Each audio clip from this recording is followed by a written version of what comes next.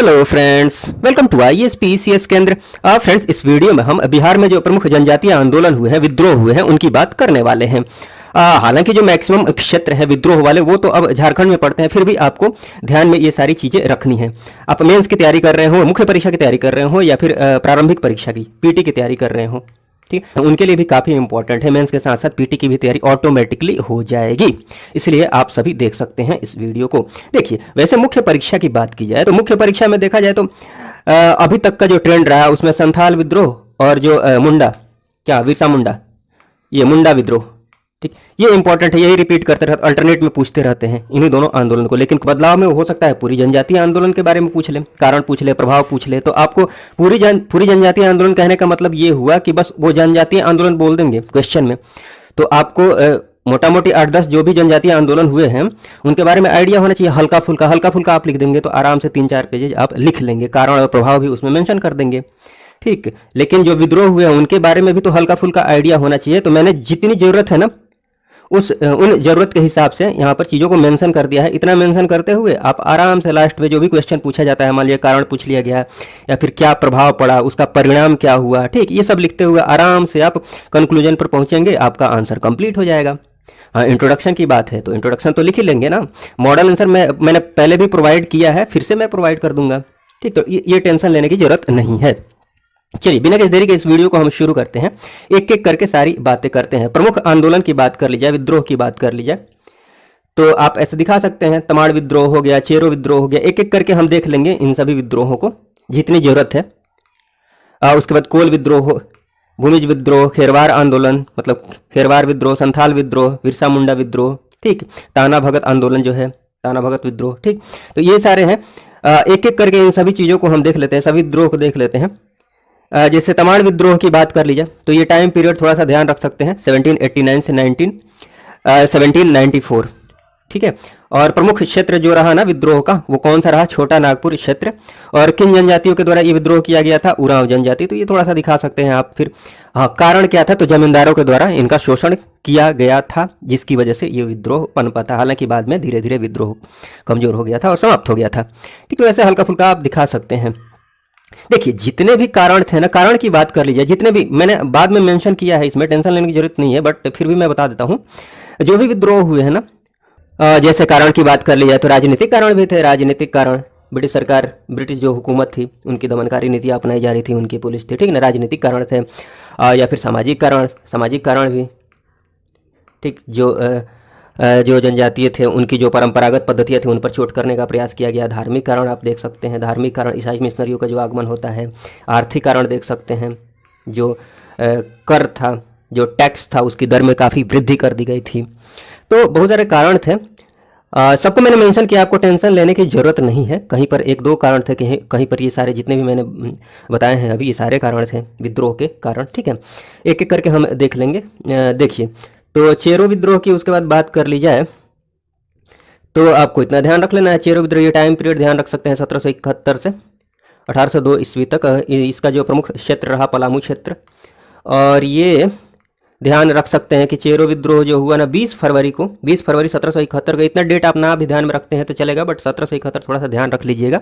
पलामू दुर्ग पर अंग्रेजों के द्वारा कब्जा कर लिया जाता है। देखिए, मैंने कीवर्ड के फॉर्म में लिखा है, ध्यान रखने में आपको बहुत मुश्किल नहीं आएगी, ठीक है। तो आपको टेंशन लेने की जरूरत नहीं है, हालांकि ये पीटी के लिए ज़्यादा इंपॉर्टेंट हो जाएगा। हाँ, भूषण सिंह की बात कर ली जाए तो ये चेरो जो जनजाति थे, तो ये चेरो थे भूषण सिंह। तो भूषण सिंह के नेतृत्व में पलामू रियासत के लोगों ने विद्रोह कर दिया। अंग्रेजों ने जब कब्जा किया पलामू दुर्ग पर, उसकी प्रतिक्रिया में भूषण सिंह के नेतृत्व में पलामू रियासत के लोगों ने विद्रोह कर दिया अंग्रेजों के विरुद्ध, ठीक है। तो फिर उसके बाद विद्रोह को दमन कर दिया जाता है कर्नल जोन्स के द्वारा। ये आप थोड़ा सा ध्यान रख सकते हैं, दमन करने का प्रयास किया जाता है। अंततः भूषण सिंह को गिरफ्तार कर लिया जाता है और इन्हें फांसी दे दी जाती है। फिर चेरो विद्रोह का दमन हो जाता है, ठीक। तो ये सारी चीज़ें आप हल्का फुल्का ध्यान रखेंगे तो काम चल जाएगा। उसके बाद कोल विद्रोह की बात कर ली जाए तो कोल विद्रोह जो प्रमुख रूप से देखा जाए तो ये छोटा नागपुर क्षेत्र जो है ना उधर की तरफ होता है। हालांकि छोटा नागपुर क्षेत्र में आप वैसे जगह देखने जाएंगे तो रांची हो गया, हजारीबाग, पलामू वगैरह, ठीक है। आप खाली छोटा नागपुर क्षेत्र ध्यान रखेंगे तो काम चल जाएगा। ये जो विद्रोह होता है मुंडा जनजाति के द्वारा ये विद्रोह शुरू किया जाता है, बाद में इसमें हो जनजाति भी शामिल हो जाती है। इसके कारण की बात कर ली जाए, थोड़ा सा आप कारण अगर जानना चाहते हैं तो भूमि संबंधी जो असंतोष था ना उसकी वजह से ये विद्रोह हुआ था। एक्चुअली हुआ क्या था कि छोटा नागपुर के जो महाराजा थे ना, यहाँ के जो महाराजा थे, महाराजा के जो भाई थे, एक उनका नाम था, ये बहुत इंपॉर्टेंट नहीं है, हरनाथ शाही। तो हरनाथ शाही के द्वारा जो इनकी जनजातियाँ थी ना कोल, इनकी ज़मीनों को लेकर छीन कर अपने लोगों में बांट दिया गया, ठीक। जो इनके प्रिय थे, जो अपने थे, परिजन थे इनके, तो बांटने की वजह से असंतोष उत्पन्न हुआ कोल जनजातियों में, जिसकी वजह से ये विद्रोह उत्पन्न हुआ। तो आपको खाली यही ध्यान रखना है कि भूमि संबंधी जो असंतोष है ना उसकी वजह से कैप्टन विल क्लिश के द्वारा दमन कर दिया जाता है इस विद्रोह का, जिसमें कोल विद्रोह के जो प्रमुख नेता थे, नेतृत्व किसने किया था, तो ये नाम ध्यान रख सकते हैं, बुद्धो भगत के नेतृत्व में ये किया गया था। और ये जो प्रमुख नेता थे ना बुद्धो भगत और बाकी जो लोग थे उन्होंने आत्मसमर्पण कर दिया अंततः, ठीक है। ये सारी बातें आप थोड़ा सा लिख सकते हैं। भूमिज विद्रोह की बात कर ली जाए तो ये टाइम पीरियड ध्यान रख सकते हैं 1832-33। कोल विद्रोह इसके पहले हमने देखा 1831-32 और ये है 1832-33। तो ये थोड़ा सा टाइम पीरियड ध्यान रखेंगे तो आपको पीटी में भी काम आ जाएगा, जो पीटी की तैयारी कर रहे हैं। बाकी आप मेंस में भी मेंशन करेंगे तो कोई दिक्कत नहीं होगी, अच्छा ही होगा। तो इसका जो प्रमुख क्षेत्र था वीरभूम क्षेत्र, ठीक है।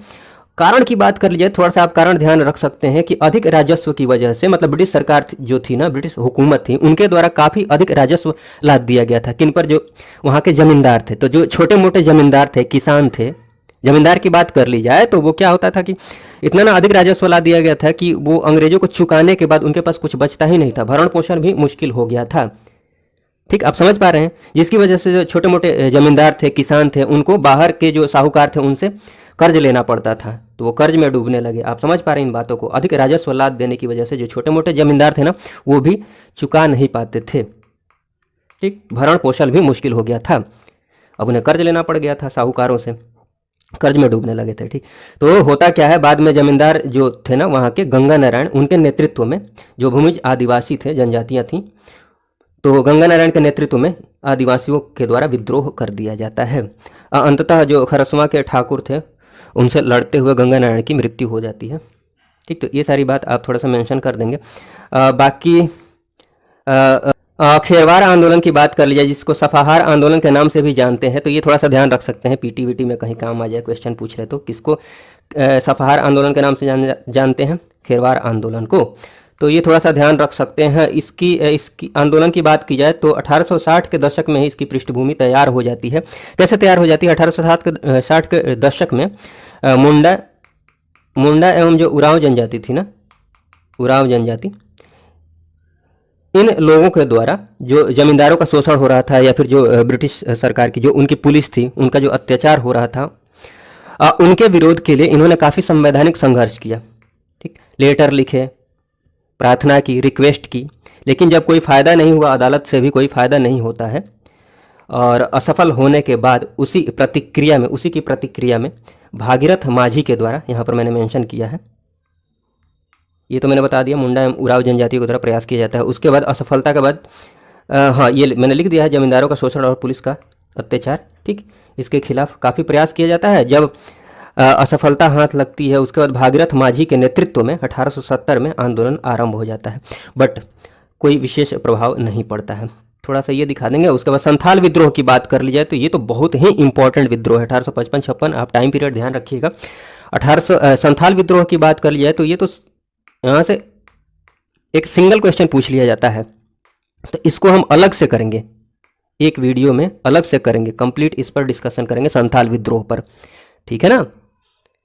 उसके बाद तो यहाँ पर ज़्यादा बात नहीं करेंगे। आप क्या करेंगे, जब वो वीडियो देख लेंगे ना तो उसमें से जो छोटी मोटी बात, मतलब अगर क्वेश्चन पूछा जाता है, जनजातीय आंदोलन की बात कर ली जाती है, कारण एक मिनट, जनजातीय आंदोलन की बात कर ली जाती है, क्वेश्चन पूछ लिया जाता है जनजातीय आंदोलन से, तो आपको जो प्रमुख जनजातीय आंदोलन हुए, जो विद्रोह हुए हैं, उनके बारे में थोड़ा थोड़ा लिख देना है। उसके बाद कारण पूछता है तो कारण को मेंशन कर देना है, प्रभाव पूछता है, परिणाम पूछता है तो उनको मेंशन कर देना है, ठीक। ये तो इसके लिए मैंने बता दिया। बाकी अगर पर्टिकुलरली संथाल विद्रोह के बारे में पूछता है तो वो हम अलग से करेंगे, संथाल विद्रोह को अलग से करेंगे और किसको अलग से करेंगे, मुंडा विद्रोह को। इन दोनों को तो अलग से करेंगे ही हम, ठीक है। आप समझ पा रहे हैं, ये बहुत इंपॉर्टेंट विद्रोह है एग्जाम पर्सपेक्टिव से बात की जाए तो बीपीएससी के लिए। ठीक, तो संथाल विद्रोह में हम ज़्यादा बात नहीं करेंगे, खाली आप ध्यान रखिए कि संथाल विद्रोह है। हाँ, आपको वीडियो देखने के बाद या फिर जब नोट्स आपको मिलेगा वो संथाल विद्रोह वाला, तो उसमें से जो आपको बातें यहाँ पर लिखनी है, जो भी बातें ध्यान में आ जाएंगी एग्जाम में आपको, जैसे यहाँ पर मैंने दिखाया है जो प्रमुख क्षेत्र कौन से हैं, नेतृत्व किसने किया, थोड़ा सा कारण नहीं भी दिखाएंगे यहाँ तो चलेगा, लास्ट में आप दिखा देंगे नेतृत्व किसने किया था, हल्का फुल्का ये दिखा देंगे तो काम चल जाएगा। उसके बाद विरसा आंदोलन में भी आप यहाँ पर 2-4 बातें यहाँ दिखा सकते हैं, जब ये वीडियो आप देख लेंगे नोट्स आपको मिल जाएगा तो, ठीक है ना। तो इसलिए हम यहाँ पर डिस्कस नहीं कर रहे हैं। ताना भगत आंदोलन की बात कर ली जाए तो इसमें देखिए, हाँ, महत्व की दृष्टि से देखा जाए ना तो ये बिरसा मुंडा जो आंदोलन हुआ था 1899 1900 में, उसके बाद महत्व की दृष्टि से देखा जाए दूसरे नंबर पर इसका स्थान आता है महत्व की दृष्टि से। बिरसा के बाद ताना भगत आंदोलन का स्थान आएगा, तो ये बात ध्यान रखिएगा, इंपॉर्टेंट बात है। इसमें 1914 में यात्रा भगत के द्वारा, नाम याद रखिएगा, ताना भगत आंदोलन यात्रा भगत के द्वारा, ये लगभग मतलब युवा ही थे यात्रा भगत, ये मैंने थोड़ा सा मेंशन कर दिया है, ना भी ध्यान रहता है तो चलेगा, खाली आप ये ध्यान में रखिए, ठीक है ना। इनके द्वारा ये आंदोलन का नेतृत्व किया जाता है, बट अंततः यात्रा भगत को जेल हो जाती है। जेल होने के बाद विरोध में फिर हिंसा प्रदर्शन शुरू होता है, ठीक है। तो ये सारी बातें आप दिखा देंगे। उसके बाद आते हैं जितने भी जनजातीय आंदोलन हैं, प्रमुख जनजातीय आंदोलन, उनके बारे में हल्की फुल्की जो भी बातें हो सकती हैं, इंपॉर्टेंट बातें मेंशन करने लायक, उनको मैंने दिखा दिया है। कारण की बात कर ली जाए, जो भी जनजातीय आंदोलन हुए उनकी बात की मतलब समग्र रूप से देखा जाए तो मुख्य रूप से कौन कौन से कारण थे वो देख लेते हैं। पर्टिकुलरली आप जब संथाल विद्रोह और मुंडा विद्रोह देखेंगे तो संथाल विद्रोह के लिए कौन से कारण थे, क्यों ये विद्रोह उत्पन्न हुआ, वो तो अलग बात हुई, वहां पर आप देखेंगे। मुंडा विद्रोह हुआ, उसके क्या कारण थे वो अलग से आप देखेंगे, ये दोनों इंपॉर्टेंट है। बट यहाँ पर हम सभी जनजातीय आंदोलन की बात करें और समग्र रूप से देखा जाए तो कारण में ये प्रमुख जो कारण है इनको मेंशन आप कर सकते हैं। तो ये रटने वाली कोई बात नहीं है। आप संथाल विद्रोह में कारण देखेंगे, मुंडा विद्रोह में कारण देखेंगे, यहाँ पर थोड़ा सा देख ही रहे हैं, 10-12 कारण देखेंगे, उसमें से 7-8 आपको याद आ जाते हैं, काम हो जाएगा, ज़्यादा टेंशन लेने की जरूरत है ही नहीं। सिंपल कारण है अगर आपने ध्यान से सुना है तो। अब देखिए, विदेशियों का हस्तक्षेप होता है, जो ब्रिटिश सरकार थी उनके द्वारा हस्तक्षेप होता है। जनजातियों की अपनी संस्कृति थी, अपना कल्चर था, अब उसमें इनका हस्तक्षेप होता है ये। हाँ, संथाल विद्रोह मुंडा विद्रोह जब हम देखेंगे ना तो और डीप में चीज़ों को देख लेंगे, कैसे मतलब कारण क्या थे, विद्रोह कैसे होता है, ये सब चीज़ें। बाकी आप यहाँ पर जो मैं अभी बता रहा हूँ उनको आप ध्यान से सुन लीजिए। फिर जो विदेशी हस्तक्षेप था उन्हीं के द्वारा जो प्रशासनिक परिवर्तन किया जाता है, प्रशासनिक परिवर्तन होता है, क्योंकि उनकी अपनी संस्कृति थी ना, जनजातियों की, जंगल में रहते थे, ठीक, उनका अपना रहन सहन था, प्रशासनिक जो उनकी प्रशासनिक पद्धति थी उनकी अपनी थी। बाद में जो विदेशी हस्तक्षेप होता है इनके द्वारा पुलिस तैनात कर दिया जाता है। हाँ, आप पढ़ेंगे कि जो बाहरी लोगों को, संथाल विद्रोह पढ़ेंगे, मुंडा विद्रोह पढ़ेंगे तो उसमें आप जानेंगे ना, बाहरी लोगों को ये क्या बोलते थे, दीकू बोलते थे, तो दीकुओं का आगमन हो जाता है वहाँ पर। अब पुलिस आ जाती है, बाहर के जो साहूकार आ जाते हैं, पुलिस आ जाती है, प्रशासनिक परिवर्तन हो जाता है, ये सब बातें आप समझ पा रहे होंगे। उनकी जो पारंपरिक मान्यताएँ थी उन पर चोट की जाती है। उसके बाद अर्थव्यवस्था का नष्ट होना, उनकी जो अपनी अर्थव्यवस्था थी, उनका रहन सहन था, उनकी वो जंगल से जीवन यापन कर रहे थे तो उनसे जंगलों से उनको बेदखल कर दिया जाता है विदेशियों के द्वारा, मतलब ब्रिटिश सरकार के द्वारा बेदखल कर दिया जाता है। तो अर्थव्यवस्था का नष्ट हो जाना इनका अपना। ग्रामीण जो निर्भरता थी, अभी मैंने बताया ना, जंगलों पर निर्भर थे, चाहे इनकी जो खेती थी, तो उनको बेदखल कर दिया जाता है। उसके बाद बेगारी कराई जाती है बाहरी लोगों के द्वारा। ये सारी चीज़ें हैं, तो थोड़ा और अच्छे से हम डिस्कस करेंगे जब संथाल विद्रोह और मुंडा विद्रोह देखेंगे तो। हाँ, अनावश्यक कर लाद दिया जाता है, मतलब ज़रूरत से ज़्यादा कर में वृद्धि कर दी जाती है, कर की जो दर होती है उसमें काफ़ी वृद्धि कर दी जाती है। फिर ईसाई मिशनरियों का जो प्रभाव होता है, आकर वो अपना प्रचार करते हैं यहाँ पर, ठीक, ये एक कारण है। जमींदार या फिर साहूकार जो होते हैं उनके द्वारा जो शोषण किया जाता है यहाँ के लोगों को, मतलब जनजातियों का शोषण किया जाता है, ठीक। तो ये सब कुछ प्रमुख कारण है, ये सब आप दिखा सकते हैं, ये सारे कारण। बाकी प्रभाव की बात कर लिया तो कुछ प्रभाव की हम बात कर लेते हैं। पर्टिकुलरली देखा जाए तो संथाल मुंडा विद्रोह पढ़ेंगे तो और भी बहुत सारे प्रभाव और क्या बोलते हैं परिणाम आप देख सकते हैं, लिख सकते हैं, बहुत सारे हैं। बट समग्र रूप से मैंने यहाँ पर उन्हीं प्रभावों को मेंशन किया है जो सब में फिट बैठ जाए, ठीक है। बाकी जब आप वहाँ से पढ़ेंगे तो वहाँ से आपको कुछ ठीक लगता है तो यहाँ पर मेंशन कर सकते हैं, तो ये टेंशन लेने की ज़रूरत नहीं है। देखिए, तो जो इसका प्रभाव पड़ता है, परिणाम क्या पड़ता है, ये आप ध्यान रख सकते हैं। मैंने पॉइंट्स फॉर्म में लिख दिया है, तो आप पॉइंट फॉर्म में लिखें या फिर पैराग्राफ वाइज लिखना है तो पैराग्राफ वाइज लिखें, ठीक है, जैसे आपको ठीक लगता है। तो भारतीय जो राष्ट्रीय आंदोलन हुए आगे, उस पर काफ़ी प्रभाव पड़ा। इन आंदोलनों का काफ़ी प्रभाव पड़ा, लोग जागरूक हुए, लोगों में हिम्मत आई कि हाँ आंदोलन किया जा सकता है। शोषण के विभिन्न जो कारण थे उनकी समाप्ति पर बल दिया गया। न्याय व धर्म के राज्य की स्थापित करने का प्रयास किया गया। जो विभिन्न सांस्कृतिक कार्यक्रम थे उन पर बल दिया गया। जागरूकता बढ़ी लोगों में थोड़ी। अशिक्षा जो थी, रूढ़िवादी जो मान्यताएं थी, उनके निराकरण में काफ़ी तेजी लाई गई। ये सब प्रभाव पड़े। तो ये सारे पॉइंट्स हैं, आप इन पॉइंट्स को ध्यान रख सकते हैं। हाँ, किसी किसी को अगर समझ में ना आया हो कि सामाजिक कारण, मतलब सामाजिक कारण के अंतर्गत कौन कौन से कारण आ जाएंगे, सामाजिक, राजनीतिक, हालांकि मैंने समझाने की थोड़ी सी कोशिश तो की है स्टार्टिंग में, या फिर धार्मिक कारण, आर्थिक कारण, ठीक। तो ये सब हम कैटेगराइज करके अगले जो विद्रोह है ना, संथाल विद्रोह, मुंडा विद्रोह, तो इनमें हम कैटेगराइज करके सामाजिक कारण, राजनीतिक कारण, आर्थिक कारण देख लेंगे, तो आप समझ जाएंगे कि सामाजिक कारण के अंतर्गत कौन कौन सी चीज़ें आ सकती हैं, राजनीतिक कारण के अंतर्गत कौन कौन सी चीज़ें आ सकती हैं, आर्थिक कारण के अंतर्गत कौन कौन सी चीज़ें आ सकती हैं। जिनको दिक्कत होती है इनमें, उनके लिए चीज़ें क्लियर हो जाएंगी अगले वीडियो में। बाकी जिनको समझ में आ रही है बातें, उनके लिए कोई दिक्कत की बात है नहीं। जब आगे पढ़ेंगे तो 2-4 पॉइंट्स और आप जानेंगे तो नीचे ऐड कर सकते हैं, ठीक। आप मेरी बातों को समझ पा रहे होंगे।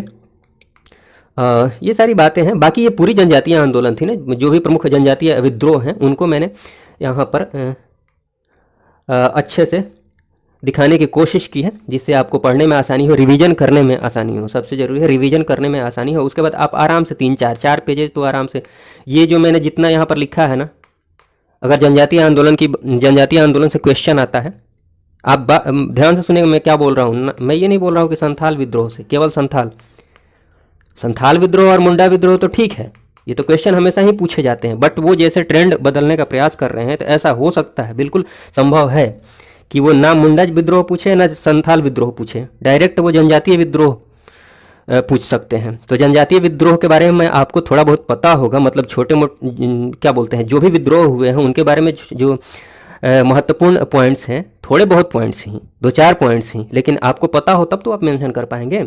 8-10 विद्रोह आपको पता है, सब में 2-4 पॉइंट्स पता है, 2-4 पॉइंट्स मेंशन करते जाइए। उसके बाद कारण प्रभाव तो जरूर ही आपको मेंशन करना ही होगा, क्वेश्चन ऐसा पूछा जाएगा कि। उसके बाद आपको स्टार्टिंग में इंट्रोडक्शन लिखना ही है, बाद में कंक्लूजन लिखना ही है, निष्कर्ष लिखना ही है, तो आराम से 4 पेजेज कंप्लीट हो जाएंगे। तो वही मैंने कोशिश की है, ठीक। तो ये सारी चीज़ें हैं। संथाल विद्रोह की बात की जाए तो देखिए, ये सारी बातें तो आपको पता है। मैंने पुराने वाले वीडियोज में, मतलब पहले भी वीडियो बनाया है, तो उसमें बताया है कि जो भूमिका होती है, मतलब आंसर जो होता है कैसे लिखना होता है, मॉडल आंसर मैंने प्रोवाइड किया है, फिर से मैं प्रोवाइड करूंगा, टेंशन लेने की आपको जरूरत नहीं है। कहने का मतलब ये है कि कोई भी क्वेश्चन पूछा जाता है, तो उसमें भूमिका कैसी होनी चाहिए, निष्कर्ष कैसा होना चाहिए, बॉडी की चिंता करने की जरूरत नहीं है, बॉडी पार्ट कैसा होना चाहिए, बट भूमिका और निष्कर्ष पर काम करना होता है। भूमिका अच्छी होनी चाहिए, निष्कर्ष अच्छा होना चाहिए, ठीक। लिखना क्या होता है ये भी मैंने बताया है पहले, बीच बीच में भी मैं जो टॉपिक डिस्कस कर रहा हूँ उसमें बताते रहूँगा, आपको टेंशन लेने की जरूरत नहीं है, इतना आइडिया मैं देते रहूँगा, फिर भी मॉडल आंसर प्रोवाइड करूँगा, इसलिए आपको बहुत ज़्यादा टेंशन लेने की जरूरत नहीं है। मॉडल आंसर में मैं फिर से एक्सप्लेन कर दूँगा कि भूमिका कैसी होनी चाहिए, भूमिका में क्या लिखना चाहिए, मतलब कैसी होने का मतलब ये होगा कि मैंने बोल दिया कि भूमिका अच्छी होनी चाहिए, लेकिन अच्छी कैसी होनी चाहिए, मतलब भूमिका अच्छी कैसे करें, उसमें लिखें क्या, ये बातें मैं आपको बताऊंगा, ये टेंशन लेने की जरूरत नहीं है। फिलहाल हम टॉपिक को डिस्कस कर रहे हैं। हाँ, कंटेंट की बात की जाए तो कंटेंट में इतनी ही चीज़ें आपको ध्यान में रखनी है संथाल विद्रोह से संबंधित, ठीक है। हाँ, क्वेश्चन का जो डिमांड होता है उसके अकॉर्डिंग आपको आंसर को लिखना होता है, ये बात आपको पता होगी। जैसे कि जो टेल वर्ड जुड़े होते हैं ना, कुछ छल्ले शब्द, आलोचना, जैसे फॉर एग्जांपल आलोचना की बात की गई होती है, फिर मूल्यांकन की बात की गई होती है, फिर परीक्षण की बात की गई होती है, तो उसके अकॉर्डिंग क्वेश्चन को लिखना होता है। तो क्वेश्चन का जो डिमांड होता है, जो उसकी मांग होती है, उसके अकॉर्डिंग आपको आंसर को लिखना होगा, उसके अकॉर्डिंग आपको भूमिका लिखनी होती है, उसके अकॉर्डिंग आपको निष्कर्ष लिखना होता है। लेकिन सामान्य से इंट्रोडक्शन की बात की जाए, भूमिका की बात की जाए, जैसे संथाल विद्रोह की बात करें, तो इतनी बातें तो अब मान लीजिए कोई भी क्वेश्चन पूछा गया है, संथाल विद्रोह से कोई भी क्वेश्चन पूछा गया है, तो इतनी बातें तो आप जरूर ही लिख लेंगे कि यह प्रथम सशक्त जनजातीय विद्रोह था, किसके विरुद्ध, ब्रिटिश सरकार के विरुद्ध, चाहे क्वेश्चन कुछ भी हो। इतनी बातें तो आप ध्यान रख सकते हैं, ये तो मेंशन कर ही सकते हैं इंट्रोडक्शन में, किस अवधि में, कब हुआ था ये विद्रोह, 1855-56 में हुआ था, किसके नेतृत्व में, सिद्धो कान्हो चांद भैरव ये चारों भाई थे। तो इतनी बातें तो आप ध्यान रख ही लेंगे, अगर कुछ भी नहीं समझ में आ रहा है तो, ठीक। तो बीच बीच में मैं ये सारी बातें बताते रहूँगा, आपको टेंशन लेने की जरूरत नहीं है। तो ये सब चलिए देखते हैं एक एक करके सारी बातें कि संथाल विद्रोह का उद्देश्य क्या था, कारण क्या थे, क्यों विद्रोह हुआ था, ये परिणाम क्या हुए और ये थोड़ा असफल हुआ तो क्यों हुआ। ठीक, चलिए। तो संथाल विद्रोह की बात की जाए तो ये भी मैंने आपको बताया कि प्रथम सशक्त जनजातीय विद्रोह था ब्रिटिश सरकार के विरुद्ध। ठीक है, ये विद्रोह कब हुआ था? 1855-56 में। अवधि की बात कर ली जाए तो 1855-56 के टाइम पीरियड में हुआ था, सिद्धो कान्हो और चांद भैरव के नेतृत्व में। तो आप इंट्रोडक्शन में भी इन बातों को यूज कर सकते हैं। संथालों का जो मुख्य निवास था ना, कहाँ विद्रोह हुआ था, इनका जो मुख्य निवास था ये आप ध्यान रख सकते हैं, दामने कोह। ये तो जरूरी ध्यान रख लीजिएगा, बाकी बातें ध्यान में रहे या ना रहे। दामने कोह के अंतर्गत ये बिहार के भागलपुर से लेकर ये राजमहल तक का जो राजमहल पहाड़ी जो है, राजमहल तक का जो विस्तृत क्षेत्र है ना, वो दामने कोह के अंतर्गत आता है। ये भी ध्यान रख सकते हैं, संथाल परगना। तो हाँ, ये भी आप इंट्रोडक्शन में यूज कर लेंगे। ये इंपॉर्टेंट बात है कि इस विद्रोह का उल्लेख कार्ल मार्क्स एवं रविंद्रनाथ टैगोर के द्वारा भी किया गया है। संथाल विद्रोह का उल्लेख, ये इंपॉर्टेंट बात है, इंट्रोडक्शन में यूज कर सकते हैं। विद्रोह के उद्देश्य की बात कर लीजिए तो विद्रोह का जो उद्देश्य था ना, देखिए कारण की बात कर ली जाए तो कारण की बात हम करेंगे एक एक करके, बट थोड़ा सा मैं आपको बता देता हूँ। हुआ क्या कि जैसे कि कोई भी जनजातीय थे, उनका अपना कल्चर था, उनकी अपनी संस्कृति थी, रहन सहन, जीवन पद्धति अपनी थी, अपने अकॉर्डिंग वो जीते थे। संथाल की बात कर ली जाए तो ये भी जंगलों पर डिपेंडेंट थे, वन पर डिपेंडेंट थे। जंगलों को साफ करके इन्होंने खेत तैयार किया था, खेती करते थे। जंगलों से इनको ईंधन के लिए लकड़ियाँ मिल जाती थी, इनके जो पशु थे उनको चारा मिल जाता था। ठीक, तो ये सारी चीज़ें थी, आप ये मस्ती में अपना जीवन यापन कर रहे थे। बाद में इसमें हस्तक्षेप हो जाता है ब्रिटिश का, बाहरी लोगों का, जिनको ये क्या बोलते हैं, दिकू बोलते हैं। बाहरी लोगों का हस्तक्षेप हो जाता है, बहुत सारे नियम कानून बना देते हैं। तो ये जंगलों से लकड़ियाँ भी नहीं ले सकते थे, काट सकते थे अपनी अकॉर्डिंग। आप समझ पा रहे हैं इन बातों, सारी बातों को मैंने मेंशन किया, आपको टेंशन लेने की जरूरत नहीं है, मैं मोटा मोटी आपको बता रहा हूँ। ठीक, तो मतलब बाहरी लोगों का मतलब ब्रिटिश सरकार का हस्तक्षेप शुरू हो जाता है। अब ब्रिटिश सरकार के जो भी आदमी है, पुलिस है उनकी, चाहे जमींदार, साहूकार, जो भी लोग हैं, उनके द्वारा इनका शोषण शुरू हो जाता है। खैर ये सारी बातें एक एक करके हम देख लेंगे, बट चलिए। तो कारण हम देखेंगे, उसके पहले आप जान लीजिए कि इसका उद्देश्य क्या था, आखिर ये विद्रोह हुआ क्यों था। तो कारण इसलिए मैंने थोड़ा सा बताया ताकि आपको उद्देश्य समझ में आ जाए। तो उद्देश्य यही था कि संथाल जो परगना एक क्षेत्र है ना, यहाँ से बाहरी जो लोग थे, अर्थात उनको दिकू बोलते थे बाहरी लोगों को, उनको यहाँ से भगाना। ठीक है, सिंपल सी बात है, आप ध्यान रख सकते हैं। ब्रिटिश सत्ता का जो वहाँ पर राज था उनको समाप्त करना और स्थानीय स्वशासन को स्थापित करना उद्देश्य था इस विद्रोह का।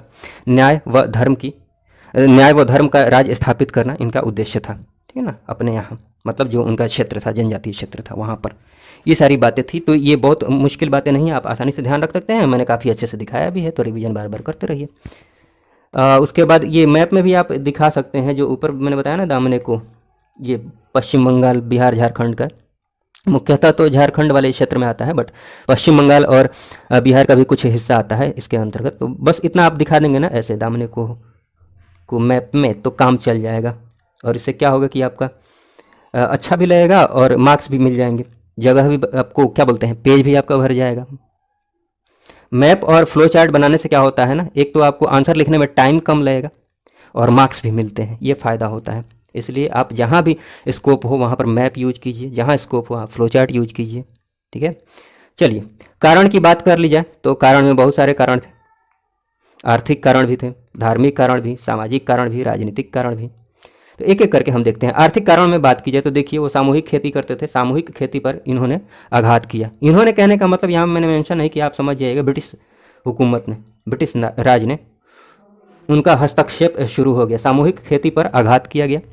उसके बाद जो कटाई एवं वन्य संबंधी अधिकार थे इनके, संथालों के, उन पर प्रतिबंध लगा दिया गया, नियम कानून बना दिए गए, प्रतिबंधित कर दिया गया। अभी मैंने आपको बताया ही था, तो ये सब आप बातें ध्यान रखिएगा। संथालों से बेगारी कराई गई, ज़बरदस्ती मजदूरी कराई गई, बेगारी कराई गई, बिना मजदूरी के, मतलब फ्री में काम कराया गया। आप समझ पा रहे हैं, या फिर बहुत कम मजदूरी में, बहुत कम क्या बोलते हैं उसको, मेहनताना में मजदूरी कराई गई, कम पैसे में। उसके बाद ये भी आप ध्यान रख सकते हैं, जो स्थायी बंदोबस्त लागू किया गया था 1793 में, उसके पश्चात नई लगान प्रणाली जो आई ना, उससे भी काफ़ी फ़र्क पड़ा। मतलब ऊंची लगान दर जो थी काफ़ी ऊंची हो गई थी।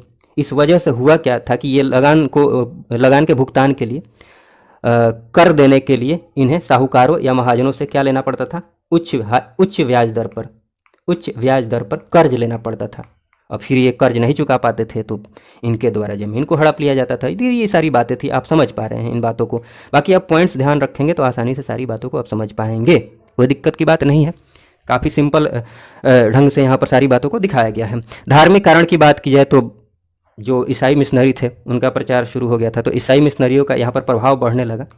प्रभाव जब बढ़ने लगा इस वजह से भी लोगों में आक्रोश उत्पन्न हुआ, तो ये बातें ध्यान रख सकते हैं। धार्मिक कारण, सामाजिक कारण में बात की जाए तो आप एक बात ध्यान रख सकते हैं कि उनकी जो माझी व्यवस्था थी ना उस पर आघात किया गया। उनकी जो वहाँ की माझी व्यवस्था थी, माझी व्यवस्था के अंतर्गत आप खाली ये ध्यान रखें, यहाँ पर मैंने नोट करके बता दिया है कि माझी व्यवस्था उनकी क्या थी, इससे वो क्या कर, इससे मतलब क्या किया जाता था। तो ये थोड़ा सा आप जान सकते हैं खाली कि संथाल समुदाय के द्वारा अपनी दीवानी और फौजदारी दोनों तरह की मतलब विवादों का निपटारा इसी व्यवस्था के द्वारा किया जाता था, माझी व्यवस्था के द्वारा। तो इस पर आघात किया गया। उसके बाद ये आप ध्यान रख सकते हैं जो परहा पंचायत व्यवस्था थी उन पर आघात किया गया, क्योंकि परहा पंचायत में क्या करते थे, अपने लोगों को चुनते थे। इनके लोगों द्वारा चुने गए प्रतिनिधि होते थे, उसमें पंचायत में जो प्रमुख होते थे उनके द्वारा कार्य किया जाता था, लोगों की बात सुनी जाती थी, बट उनको उस पर भी आघात किया गया। फिर तात्कालिक कारण की बात की जाए जिसके बाद विद्रोह जो है उत्पन्न हो गया। ये सब तो थे, यहाँ से तो पृष्ठभूमि तैयार हो रही थी इन सारी बातों से, लोगों में आक्रोश था, बट कौन सी बात पर विद्रोह उत्पन्न हो गया। तो तात्कालिक कारण की बात की जाए जब विद्रोह उत्पन्न हो जाता है इस कारण से, तो ये ध्यान रख सकते हैं, मेंशन कर सकते हैं। प्रशासन द्वारा जो साहूकार थे, वहाँ के जो दिक्कू थे, मतलब बाहरी जो लोग थे, तो प्रशासन के द्वारा इनका समर्थन किया जाता है। संथालों का शोषण शुरू हो जाता है काफ़ी ज़्यादा लेवल पर, ठीक है। और ये भी ध्यान रख सकते हैं, भागलपुर व वर्धमान के मध्य जो रेल परियोजना है ना, तो रेल परियोजना हेतु संथालों से बेगारी कराया गया, बिना मजदूरी के काम कराया गया, बेगारी कराया गया। अतः संथाल जो हो गए उग्र हो गए, क्रोधित हो गए। तो ये सारी बातें आप कारण में लिख सकते हैं। विद्रोह के स्वरूप की बात की जाए, कैसे विद्रोह उत्पन्न होता है, कैसे कैसे क्या होता है, तो ये आप ध्यान रख सकते हैं कि 30 जून 1855 में लगभग 400 गाँव के 6000 संथाल भगनीडीह में एकत्रित हुए।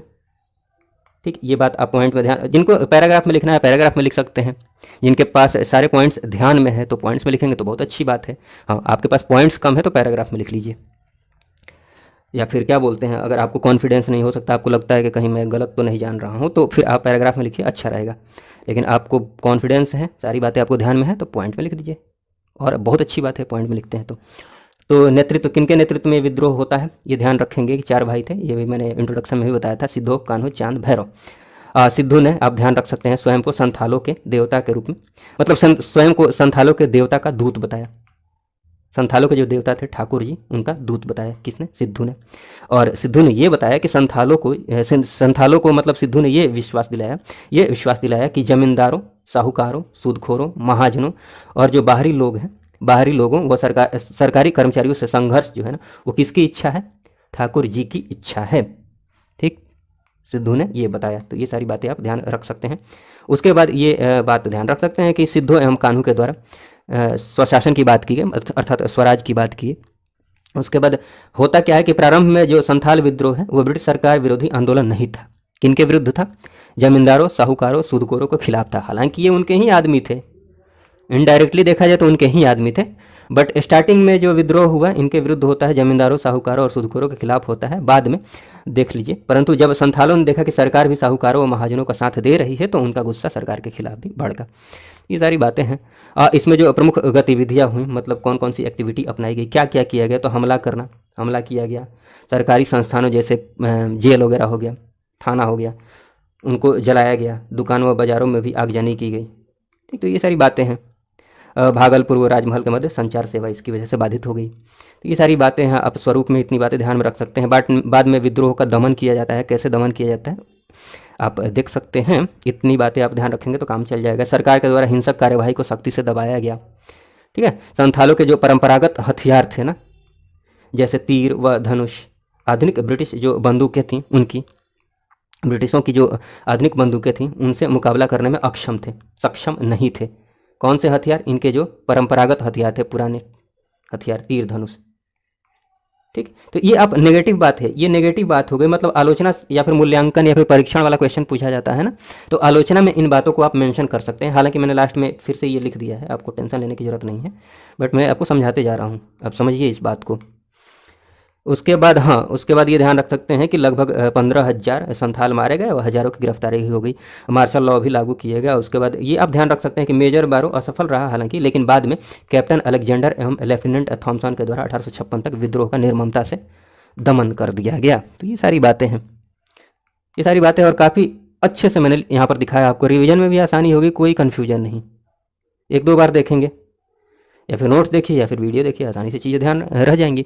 हाँ, इसका इस विद्रोह का परिणाम क्या हुआ या फिर इसका महत्व क्या रहा, क्या क्या इसमें आपको देखने को मिला विद्रोह के बाद। तो परिणाम तो ये हुआ कि संथाल परगना नाम कर एक संथाल जो परगना है, इस नाम का एक नया जिला बन गया, नए जिले का गठन हो गया।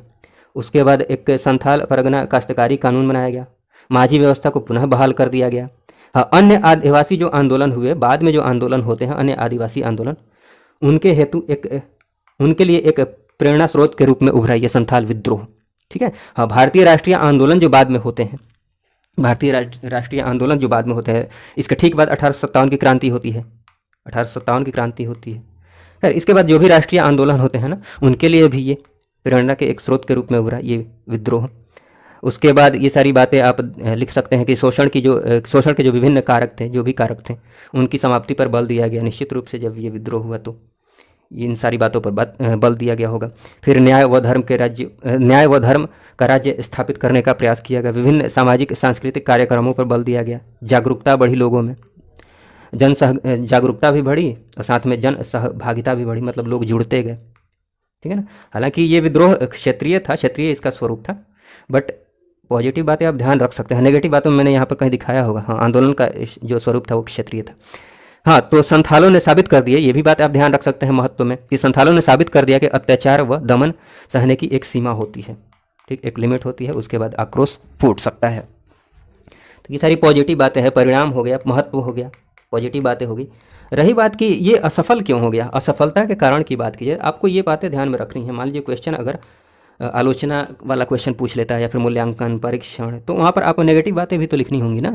तो असफलता के कारण में इन बातों को आप ध्यान रख सकते हैं। जैसे संथालों ने जो हथियार यूज किया वो परंपरागत हथियार थे और उनके जो हथियार थे वो आधुनिक हथियार थे। ठीक है, तो ये बातें आप ध्यान में रख सकते हैं। आंदोलन का जो स्वरूप था वो क्षेत्रीय था, क्षेत्रीय स्वरूप था, पूरे भारत में थोड़ी फैला हुआ था, क्षेत्रीय स्वरूप था। तो इस वजह से भी आसानी से ये इसका दमन कर दिया गया। अंग्रेजों को जो तार सेवा थी, डाक सेवा, संचार प्रणाली का भी लाभ हुआ। हाँ, संथालों को ब्रिटिश सत्ता के साथ साथ, जो संथाल थे उनको ब्रिटिश सत्ता के साथ साथ जो गैर जनजातीय थे, भारत के गैर जनजातीय से, उनसे भी जूझना था। तो ये सारी बातें हैं। तो संथाल विद्रोह से संबंधित जितनी भी बातें हो सकती हैं ना, उन सारी बातों को मैंने यहाँ पर दिखा दिया है, आपको टेंशन लेने की जरूरत नहीं है। हाँ, लास्ट में जब क्वेश्चन जो भी पूछा जाता है उसके अकॉर्डिंग लास्ट में आपको कंक्लूड करना होता है, निष्कर्ष लिखना होता है। हाँ, ये बात तो सही है कि क्वेश्चन का जो डिमांड होगा, उसकी जो मांग होगी, उसके अकॉर्डिंग आपको निष्कर्ष को लिखना है। लेकिन कम से कम ये बात आप जरूर ध्यान रखिएगा कि क्वेश्चन में चाहे कुछ भी बोला गया हो, आलोचना के लिए बोला गया हो, मूल्यांकन बोला हो, परीक्षण बोला हो, कुछ भी बोला हो, लेकिन कम से कम इतना जरूर ध्यान रखिएगा कि आपका जो निष्कर्ष होगा वो पॉजिटिव नोट पर खत्म होना चाहिए। आपका जो आंसर खत्म होगा पॉजिटिव नोट पर खत्म होना चाहिए। ठीक है, तो इतना बात जरूर ध्यान रखिएगा कम से कम कि आपका जो निष्कर्ष होगा वो पॉजिटिव नोट पर खत्म होना चाहिए। मोटा मोटी मैं आपको निष्कर्ष एक बोलता हूँ, बस आपको खाली समझाने के लिए, केवल आइडिया देने के लिए। मान लीजिए क्वेश्चन में कारण परिणाम पूछा है, मूल्यांकन भी बोल दिया है, तो उसको आपको कंक्लूड करना है, तो ऐसे लिख सकते हैं। देख लीजिए मैं बार बार आपको बोल रहा हूँ कि ये बस आपको आइडिया देने के लिए बोल रहा हूँ मैं। ठीक है, तो ऐसे इसको कंक्लूड किया जा सकता है कि इस प्रकार यह कहा जा सकता है कि इस आंदोलन का स्वरूप भले ही क्षेत्रीय था, लेकिन यह आंदोलन अन्य आगामी आंदोलन के लिए या फिर अन्य आगामी आंदोलन और राष्ट्रीय आंदोलन के लिए एक प्रेरणा स्रोत के रूप में उभरा। ठीक है, जिसका काफ़ी दूरगामी प्रभाव पड़ा। बाकी सारी बातें आप थोड़ा बहुत ऐड करना है तो ऐड कर सकते हैं। मैंने मोटा मोटी आपको खाली आइडिया दिया है कि सोचना कैसे है, समझ पा रहे हैं। शुरुआत में देखिए मैंने निष्कर्ष जब लिखना, निष्कर्ष को बोलना शुरू किया तो शुरू में भले मैंने यहाँ पर नेगेटिव बात ऐड की है कि भले ही इसका स्वरूप क्या था, क्षेत्रीय था, लेकिन देख लीजिए भले ही मैंने बोला है, भले ही इसका स्वरूप क्या था, क्षेत्रीय था, लेकिन फिर मैंने क्या कर दिया है, लेकिन यह आंदोलन अन्य आगामी जनजातीय आंदोलन या फिर राष्ट्रीय आंदोलन के लिए एक प्रेरणा स्रोत के रूप में उभरा। समझ रहे हैं ना, पॉजिटिव नोट पर ख़त्म करने की मैं कोशिश कर रहा हूँ। अब समझ पा रहे हैं इन बातों को, जिसका काफ़ी दूरगामी प्रभाव पड़ा।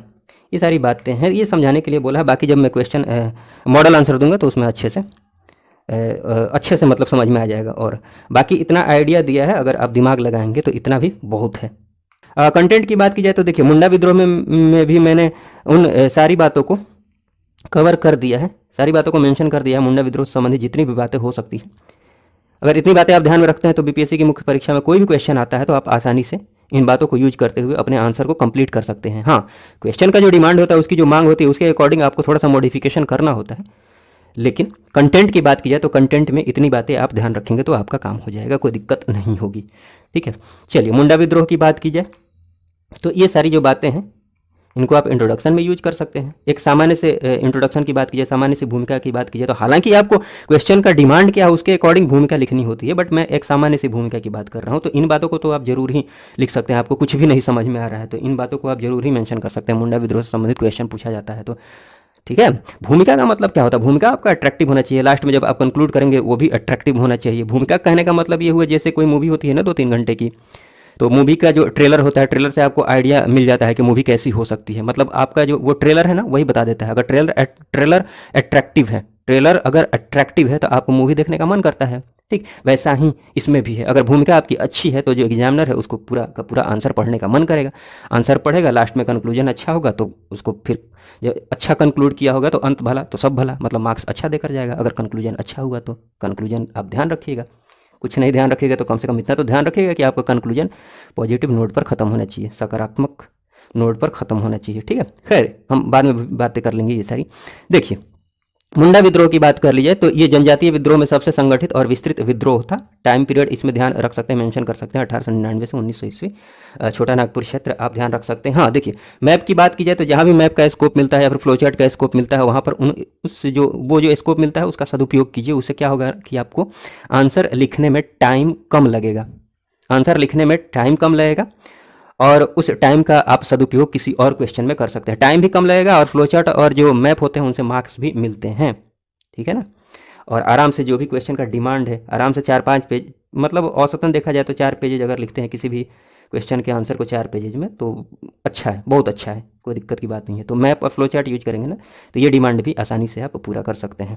ठीक, तो ये सारी बातें हैं। बाकी नेतृत्व की बात कर ली जाए तो नेतृत्व ध्यान रखिएगा बिरसा मुंडा के द्वारा नेतृत्व किया जाता है। उद्देश्य होता है आर्थिक, राजनीतिक और धार्मिक उत्थान, पुनरुत्थान। जो जिनका पतन हो चुका होता है उनका पुनः से उत्थान करना इसका उद्देश्य होता है। ठीक है, और इस विद्रोह को ये भी मेंशन कर सकते हैं इंट्रोडक्शन में, उलगुलान विद्रोह भी कहते हैं। तो सामान्य से अगर इंट्रोडक्शन आपको लिखना हो तो उनमें इन बातों को मेंशन कर सकते हैं, बट फिर भी मैं बार बार बोलूँगा कि क्वेश्चन का जो डिमांड है उसके अकॉर्डिंग आप सोचिएगा। कारण की बात की जाए कि इसके पीछे का कारण क्या है, ये विद्रोह क्यों हुआ, तो ये ध्यान रख सकते हैं। ये तो जरूर ध्यान रखिएगा कि उनकी जो परंपरागत खुटकट्टी व्यवस्था थी उनको ब्रिटिश सरकार ने समाप्त कर दिया। ये खुटकट्टी व्यवस्था क्या थी? यह व्यवस्था सामूहिक जो भू स्वामित्व था ना, देखिए यह व्यवस्था सामूहिक भू स्वामित्व से संबंधित थी। मतलब एक समूह के रूप में भूमि जो होती थी ना वहाँ की खेती करने के लिए, चाहे जिस भी उपयोग के लिए भूमि यूज किया जा रहा था, उसका जो स्वामित्व था एक समूह के रूप में था, है ना, व्यक्तिगत रूप में नहीं था। तो जो परंपरागत इनकी खुटकट्टी व्यवस्था थी उनका जो प्रचलन था उसको समाप्त कर दिया ब्रिटिश सरकार ने। ठीक है, और यहाँ पर निजी भू स्वामित्व पर आधारित नवीन व्यवस्था को लागू कर दिया जो शोषणवादी व्यवस्था पर आधारित थी। तो इन बातों को आप ध्यान रख सकते हैं। धीरे धीरे क्या होता है ना, वहाँ जो पुरोहित होते हैं उनका व्यवहार भी जमींदार जैसा हो जाता है। वहाँ के जो जमींदार होते हैं, पुरोहित, जो ज़्यादा ब्याज पर कर्ज देते हैं, फिर कर्ज नहीं चुका पाने पर जमीन हड़प लेते हैं, इस टाइप से। ठीक, तो ये सारी बातें हैं। धूर्त साहूकारों ने इनकी व्यवस्था का अधिक से अधिक लाभ उठाया। ये सारी बातें आप देख सकते हैं। 1806 ईस्वी में अंग्रेजों या फिर अंग्रेज प्रशासकों ने जमींदारों को पुलिस के सभी अधिकार दे दिए। 1806 में अंग्रेज ने या फिर अंग्रेज जो प्रशासक थे उन्होंने जमींदारों को पुलिस के जो जितने भी अधिकार होते हैं ना उनको दे दिए। और फिर शोषण शुरू हो गया जमींदारों के द्वारा भी।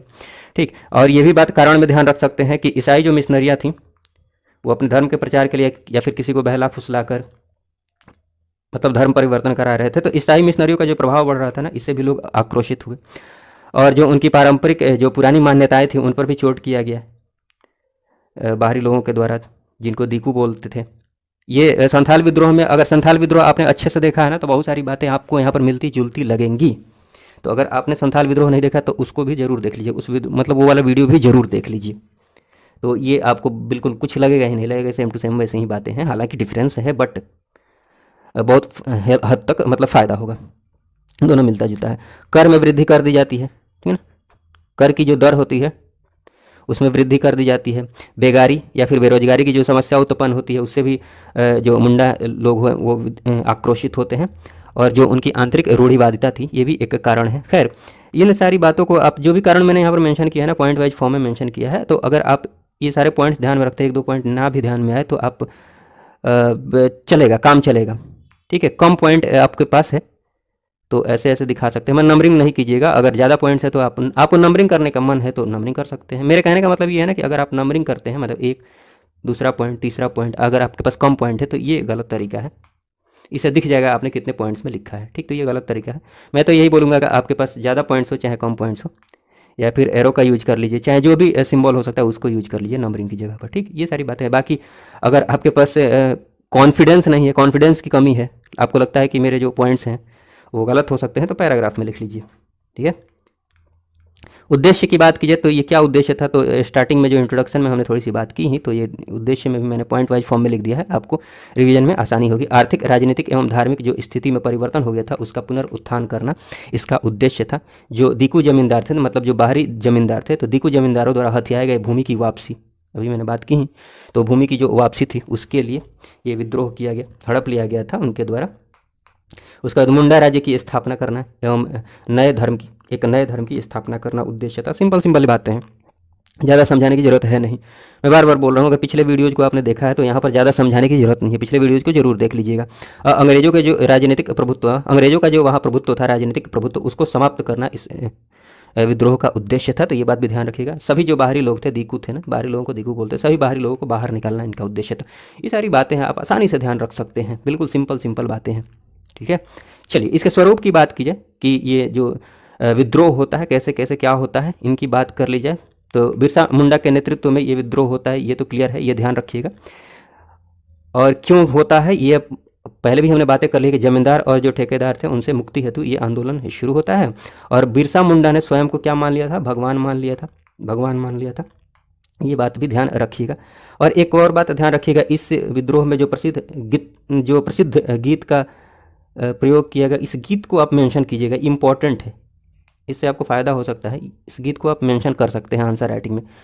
कटोंग बाबा कटोंग साहेब कटोंग कटोंग राजी कटोंग कटोंग, तो ये आप मेंशन कर सकते हैं आंसर में। हाँ, तो ये आप ध्यान रखिएगा कि भगवान मान 9 युवकों को संगठित किया गया, ये मैंने पॉइंट वाइज फॉर्म में लिखा है। बाकी आप पैराग्राफ में इन्हीं बातों को लिखना चाहते हैं तो लिख सकते हैं। पॉइंट वाइज फॉर्म में इसलिए लिखा है ताकि आपको पढ़ने में आसानी हो, रिवीजन करने में आसानी हो।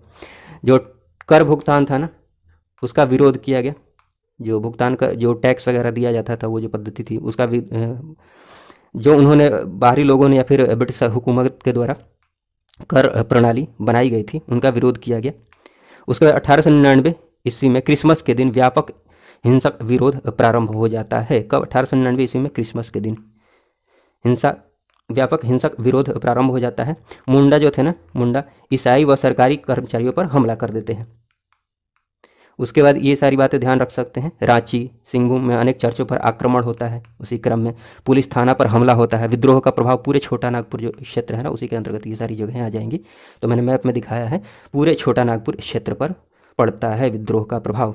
उसके बाद इसी क्रम में जब दमन की बात कर ली जाएगी तो दमन हेतु अंग्रेजी सरकार ने पुलिस व सेना की सहायता ली, पुलिस की सहायता ली और सेना की सहायता ली। मुंडाओं ने ये भी बात ध्यान रख सकते हैं, छापामार युद्ध का भी प्रयोग किया, ठीक है, छापामार युद्ध का।